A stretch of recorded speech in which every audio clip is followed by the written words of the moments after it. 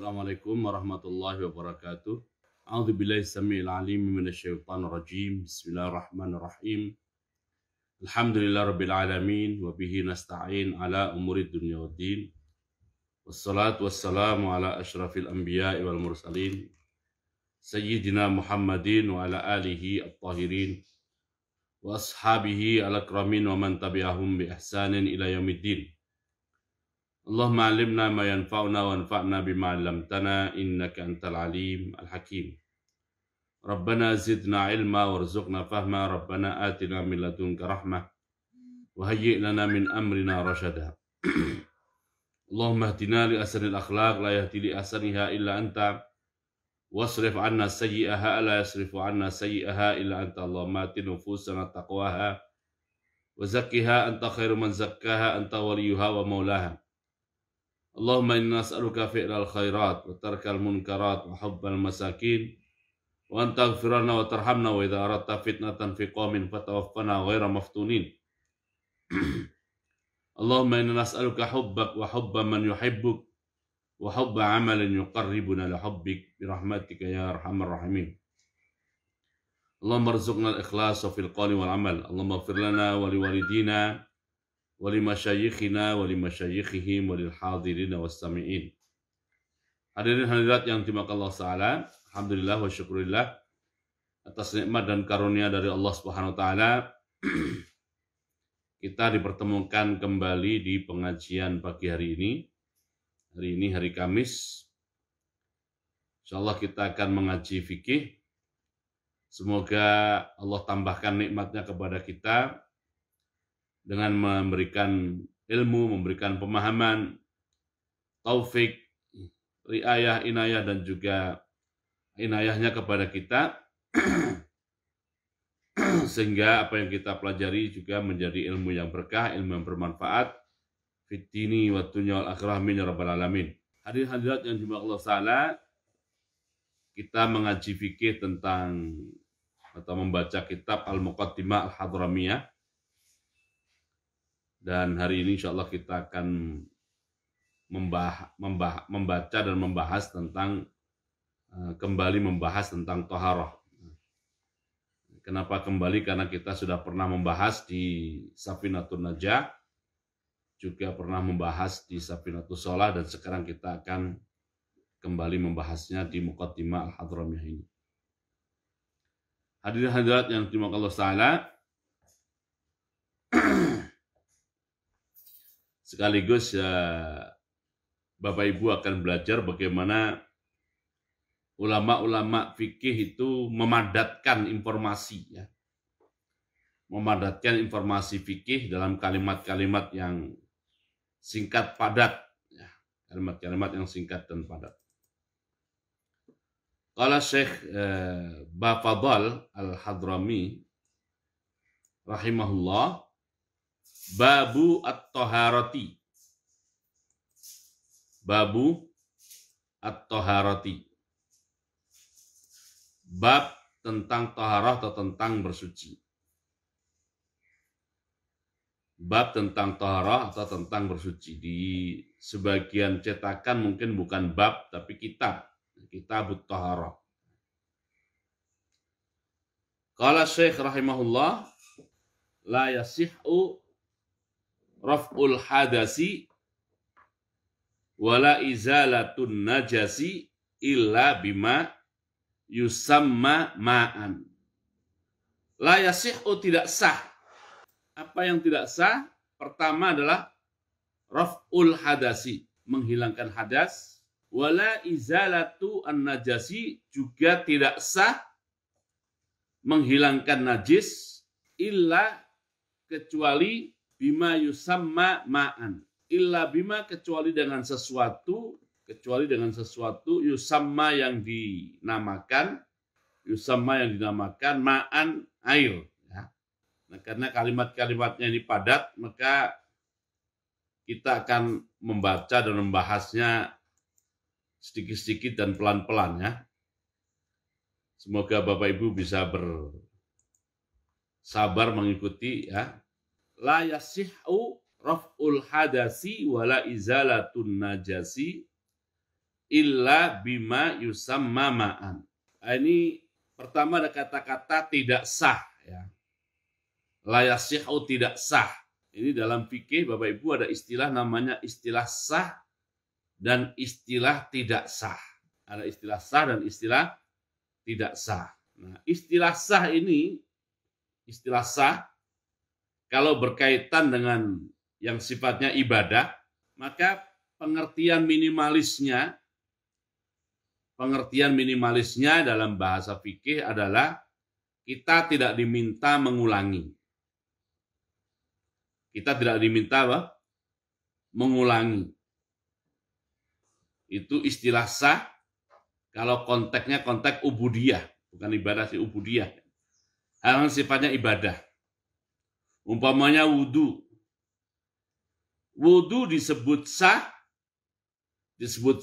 artinya minimalisnya ya, kita tidak disuruh mengulangi wudu kita. Oke. Kalau sah itu berkaitan dengan pernikahan. Umpamanya gimana? Sah dan gitu kan. Itu istilah itu Bu ya. Istilah itu ya. Jadi kenapa kalau kita menghadiri pernikahan gitu kan, begitu selesai ijab kabul, penghulu bertanya, sah gitu ya. Sah itu istilah fikih.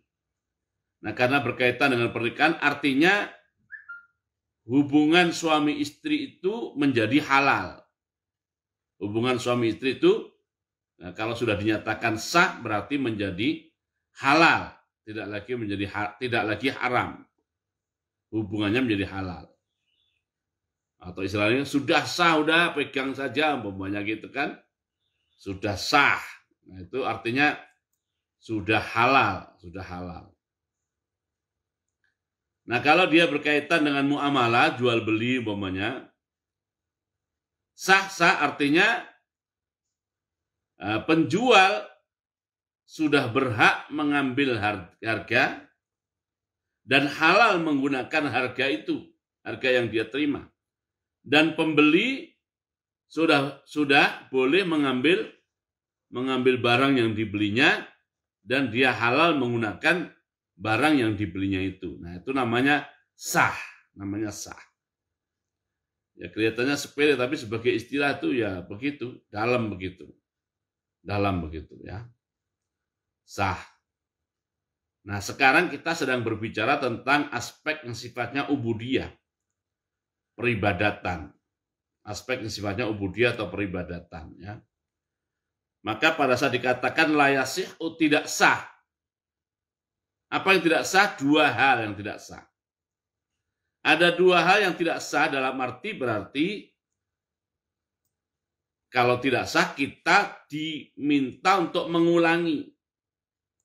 Kita diminta untuk mengulangi sampai sah. Apa itu? Yang pertama adalah raf'ul hadasi, menghilangkan hadas, yang pertama. Dan yang kedua adalah izalatun najas. Jadi ada dua hal yang tidak sah. Pertama adalah raf'ul hadas, menghilangkan hadas. Yang kedua adalah izalatun najas. Nah, ini kalimatnya bersajak nih ya. Izalatun najas, menghilangkan najis. Dua hal ini tidak sah dalam arti diulang sampai sah. Illa kecuali bima yusamma ma'an.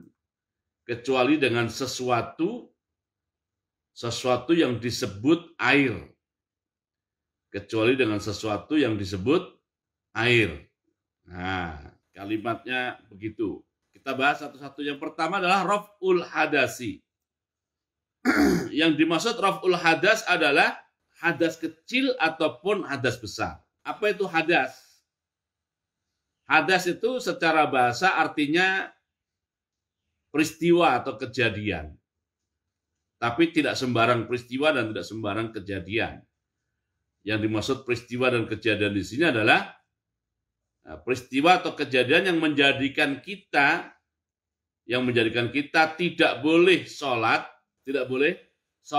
begitu. Nah, itu ada dua.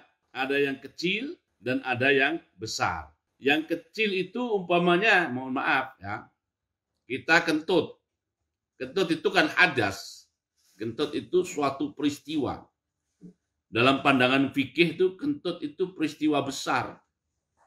Peristiwa besar, gara-gara kentut kita tidak boleh sholat atau melakukan apa saja yang disyaratkan. Disyaratkan harus bersuci. Umpamanya tawaf. Dalam mazhab Syafi'i umpamanya memegang mushaf umpamanya, ya. Ini kentut itu hadas peristiwa, tapi peristiwa kecil.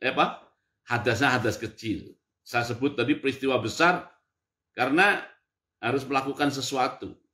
Itu kan tidak kelihatan, Ustaz, ya. Tidak kelihatan.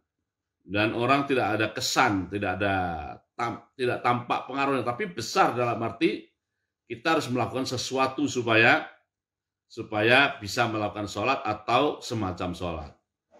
Nah, itu hadas namanya. Nah, hadas ini ada dua, yang bisa diselesaikan dengan cara berwudu. Yang satu lagi hadas besar, yang solusinya harus mandi. Nah, wudu nanti akan dibahas, insya Allah. Suatu saat mandi juga akan dibahas. Umpamanya lagi peristiwa itu adalah kencing umpamanya. Kencing. Atau BAB. Kencing itu BAK. BAB itu hadas namanya. Jadi kita tidak boleh setelah itu langsung saja sholat, tidak boleh. Termasuk dalam hadas kita tidur umpamanya. Kita tidur. Tapi tidurnya tidak dalam keadaan duduk. Tidurnya tidak dalam keadaan duduk yang posisi, mohon maaf, posisi pantat kita itu posisi yang kokoh kuat. Nah, kalau kita tidur tidak dalam posisi duduk dengan posisi pantat yang kokoh kuat menempel di posisi duduknya, nah itu tidur yang seperti itu masuk peristiwa hadas. Masuk kategori hadas. Tidak boleh langsung sholat, ya. Atau tidak boleh langsung tawaf, tidak boleh. Harus ada sesuatu yang kita lakukan. Nah, itu hadas namanya. Nah, keadaan hadas itu bisa hilang. Nah, menghilangkan keadaan hadas, istilah fikihnya adalah raf'ul hadasi. Menghilangkan atau mengangkat hadas. Menghilangkan atau mengangkat hadas. Itu yang pertama. Umpamanya lagi hadas lagi apa? Hadas yang besar. Tidur, mimpi basah umpamanya. Baik laki ataupun perempuan. Tidur mimpi basah. Itu peristiwa besar tuh. Bukan cuma mimpi enggak, tapi peristiwa besar. Nah, dia tidak boleh langsung sholat. Bahkan dia tidak cukup hanya berwudu, tapi dia harus mandi. Oke. Nah, wudu ataupun mandi, kata di sini la yasihu, tidak sah, wudu atau mandi tidak sah. Illa bima yusamma ma'an, kecuali dengan sesuatu yang disebut air. Sesuatu yang disebut air, bukan cair ya, tapi air. Air, apa saja yang disebut air. Oke. Itu pertama. Yang kedua, wala izalatun najas. Najis tidak hilang. Najis tidak menjadi hilang atau menjadi sirna. Atau menjadi hanyut. Hilang atau sirna atau hanyut. Ya, kecuali juga dengan air. Nah, apa yang ditulis oleh Syekh Bafadhol Al-Hadrami rahimahullah. Syekh Bafadhol Al-Hadrami rahimahullah. Beliau itu kalimat kesimpulan beliau dari firman Allah SWT di surat An-Nisa ayat 43, surat An-Nisa ayat 43 atau surat Al-Maidah ayat 6. Atau surat Al-Maidah ayat 6. Kita buka dulu An-Nisa ayat 43. Allah berfirman, a'udzubillahi minasyaitonirrajim. Jadi biar walaupun ngaji fikih tapi kita ada interaksi dengan Al-Quran ya. A'udzubillahi minasyaitonir rajim. Ya ayyuhalladzina amanu la taqrabus sholata. La taqrabu as-sholata. Wa antum sukara hatta ta'lamu ma taqulun wala junuban illa abiri sabilin hatta taghtasilu. Wa in kuntum mardo aw ala safarin aw jaa ahadum minkum minal ghaiti aw lamastumun nisa falam tajidu ma'an fatayammamu sa'idan tayyiba famsahu biwujuhikum wa aydikum innallaha kana afuwan ghafura. Innallaha kana afuwan ghafura. Ya, kita buka, silakan buka Bapak Ibu ayatnya. Terjemah resmi dari Kementerian Agama adalah wahai orang-orang beriman, janganlah kamu mendekati sholat ketika kamu dalam keadaan mabuk sampai kamu sadar apa yang kamu ucapkan.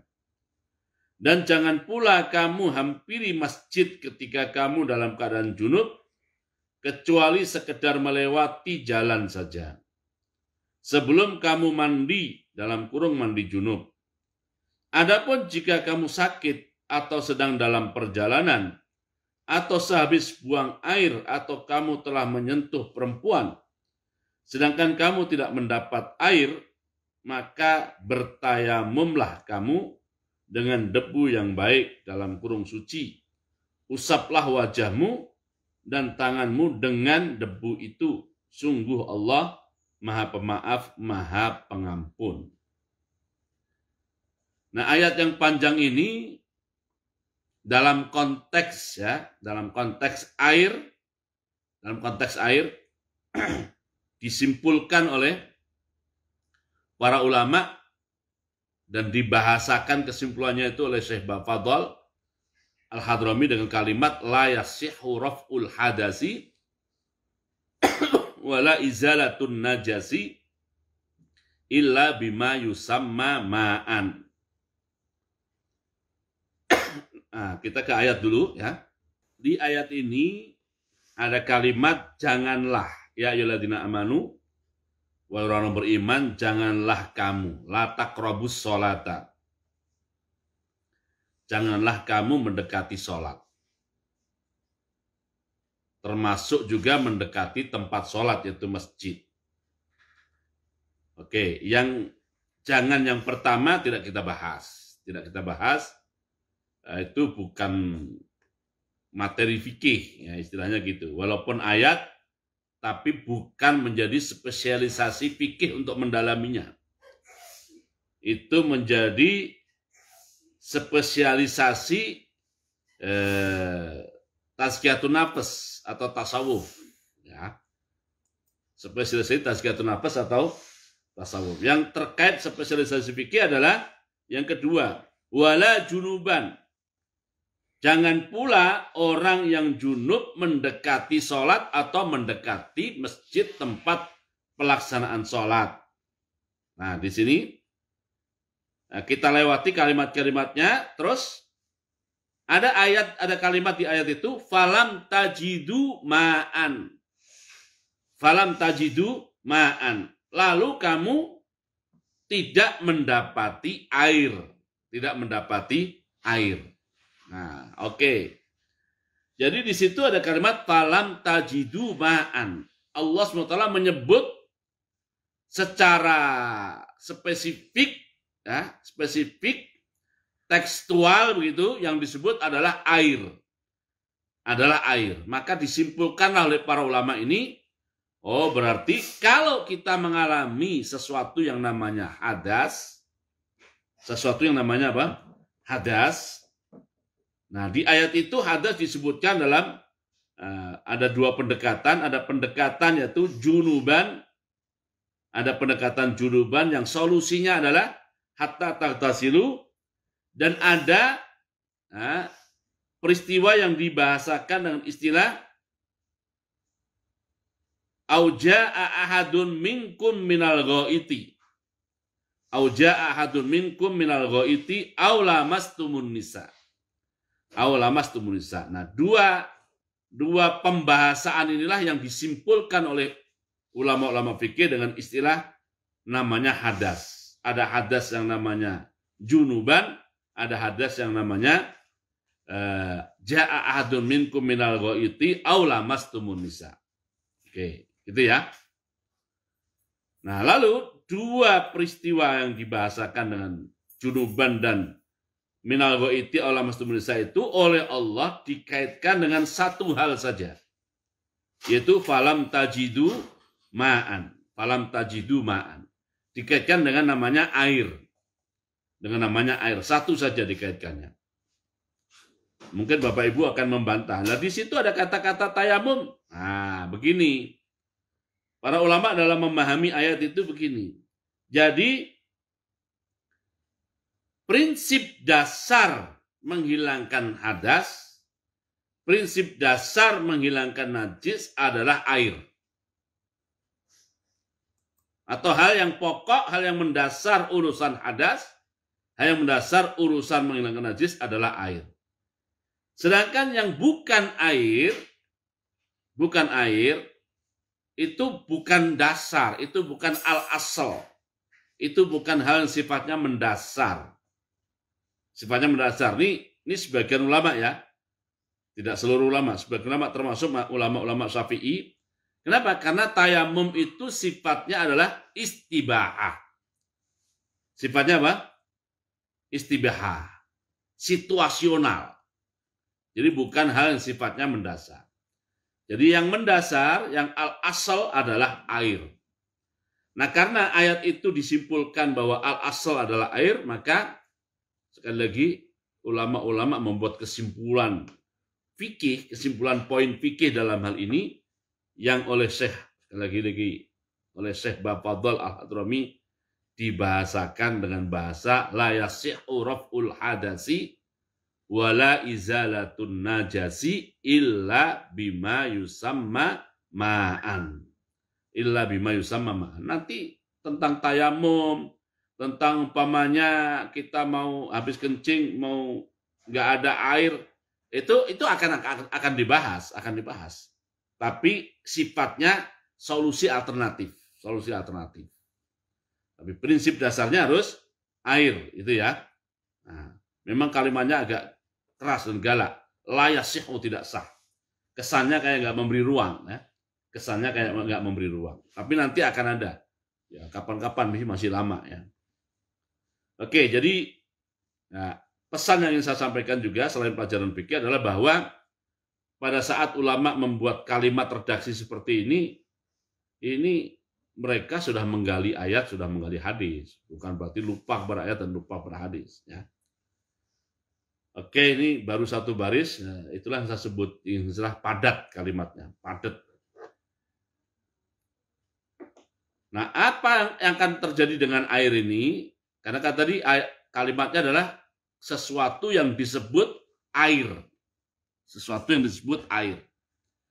Nah, sesuatu yang disebut air ini dalam perkembangannya itu kata-kata air itu kadang-kadang selalu dilengketkan atau dilingkitkan dengan sifat tertentu. Dengan sifat tertentu. Artinya air itu tidak menjadi air begitu saja, tapi ada sifat yang selalu melekat dengan dirinya. Umpamanya yang kita minum air teh atau air kopi, ya kadang-kadang bahkan nggak disebut air lagi, disebutnya teh saja. Walaupun dia air, tapi disebutnya teh. Walaupun dia kopi, tapi disebutnya air. Walaupun dia air, tapi disebutnya kopi. Jadi air itu sendiri dalam pengucapannya mengalami perubahan karena faktor situasi yang berlaku pada dirinya.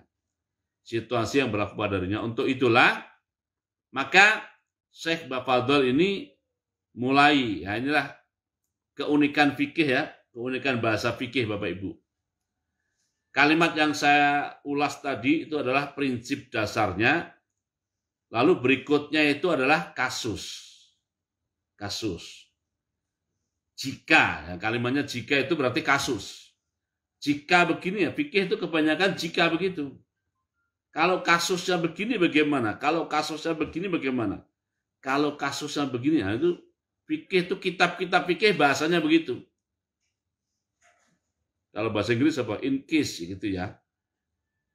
Nah, jika kejadiannya, jika peristiwanya, jika realitanya, kalau seandainya, nah itulah bahasa-bahasa fikih. Maka kita nikmati sekarang bahasa fikih ini ya. Ibu-ibu, bapak-bapak, mulailah menikmati bahasa fikih ini ya. Oke, yang pertama, fa in taghayyara, jika terjadi perubahan. Jika terjadi perubahan, apa yang berubah? Ta'muhu, rasa air. Jika rasa air berubah. Au launuhu, atau warna air berubah. Au rihuhu, atau aroma air berubah. Jika pertama rasa air berubah. Jika kedua, ini atau sifatnya, warnanya berubah. Jika ketiga, aromanya berubah. Perubahannya sampai ke tingkat apa? Perhatikan. Taghayyuran fahishan. Dengan tingkat perubahan yang berat. Tingkat perubahan yang berat. Pokoknya air itu udah berubah berat banget deh. Ukuran beratnya apa? Ukuran beratnya itu bihaitsu la yusamma ma'an. Sekiranya tidak lagi disebut air. Oke ya. Kan tadi syaratnya harus air, tapi sekarang air itu berubah. Nah, ekspresi atau pembahasaan dari perubahan itu bisa dengan sifat, ya kan? Atau bahkan kosakata airnya dihilangkan. Atau bukan sifat tetapi di kalimatnya dimajemukkan. Kalimatnya dimajemukkan. Misalnya air susu, umpamanya kan itu berarti kan dimajemukkan airnya, kalimatnya. Nah, itu pertanda terjadi perubahan. Nah, perubahan itu karena dua hal. Air itu berubah karena dua hal. Yang pertama, air itu berubah karena bimukhalitin. Dikarenakan sesuatu yang mencampurinya. Nah, itu perubahan pertama. Ya. Nah, yang kedua, perubahan kedua, lompat dulu sementara. Air itu berubah kenapa? Karena air itu bersebelahan dengan sesuatu. Jadi ada yang mencampur, ada yang bersebelahan. Ada yang bercampur, ada yang bersebelahan. Satu lagi, air itu bisa berubah dikarenakan, ya. Nah, yang ketiga ini, dikarenakan didiamkan lama. Didiamkan lama. Oke, kita mulai satu-satu sekarang. Bimukhalitin, kita bahas yang bercampur dulu. Berubah disebabkan oleh sesuatu yang bercampur dengan air. Air itu tetap sah dipergunakan untuk bersuci meskipun berubah, tapi perubahan yang diakibatkan oleh turabin, oleh